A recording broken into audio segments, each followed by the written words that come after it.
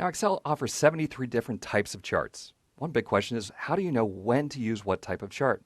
Let's open the next file, Chart Types. You can sit back while I take you through some of the different chart types and my recommendations of when to use which chart type. Anytime that you have a time series, that is, you're comparing data over time, it's always best to have the time running along the bottom of the chart. People are used to charts showing time going from left to right. Your option, if you have a few number of points, maybe 8 to 12, is a column chart. I'll hit page down. If you have many points, here I have over 50 years, a column chart would look horrible. You're almost always stuck going to a line chart or an area chart. I'll hit page down. Now, if you're trying to do a comparison that is not time-based, we don't recommend using a column chart. Instead, turn the chart sideways and create a bar chart. A couple of advantages of this. The first is on a bar chart, you have far more space in a landscape chart for very long titles, such as the titles here. You also won't confuse people into thinking that this is somehow a time progression. Page down.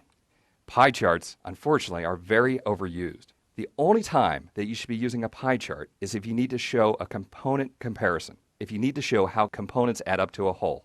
Now, pie charts are great for breaking one component into many pieces. I'll click page down.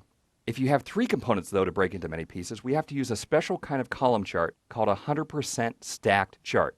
It's much easier to compare components from year to year to year using this kind of chart than 3 pie charts. I'll hit page down.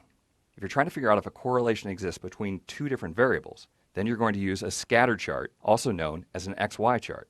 Page down. Another statistical chart is the frequency distribution. This allows you to take an entire population, you usually group them into bins. In this case, we're grouping by age brackets that are 5 years wide, and see how many people there are in each age range. Now, if you happen to be in human resources, or if you're a manager who has to do a performance review, this is one place where the radar chart comes in great.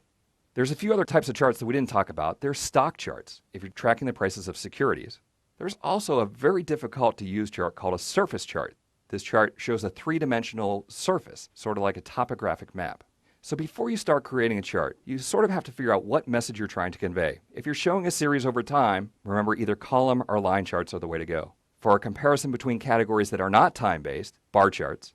If you're trying to show component comparisons, either the pie chart or the 100% stack charts. And finally, for correlations, you'll turn to the XY or the frequency distributions. Some other charts, such as radar and stock, are very specialized, and there's a few chart types that you should very rarely use. And it's not just me saying that. The charting godfathers, the people that write the charting books, Stephen Few, Gene Zelezny, Edward Tufte, are all adamant that the column charts and pyramid charts are misrepresentative. In fact, Edward Tufte has a whole series of books where he pulls examples of misrepresentative charting, and he has a whole chapter on these charts. My note to you is if you choose to use either the pyramid or the cone charts, there's a good chance that you will end up in Tufte's next book as an example of the kind of chart not to use.